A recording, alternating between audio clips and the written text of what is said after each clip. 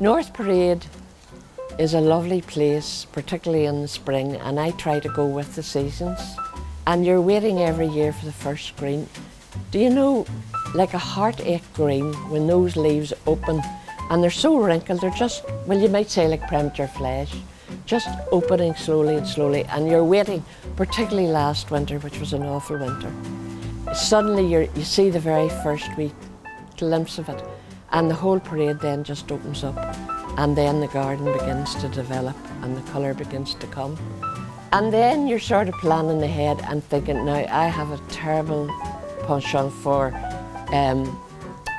fuchsia and for particularly petunias of all things, because they're so bright and there's such a shock of colour with them.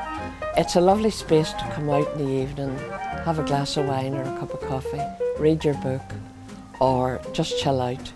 I always regard it as another room, because particularly now a party, if you were having a party, and there was one time with 40, and they were all sitting in a row along that step and sitting in chairs, and it was just a lovely, lovely night, you know.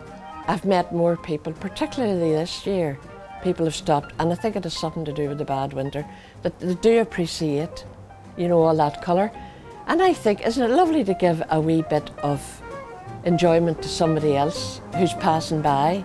Cheers your day up to see a wee bit of colour.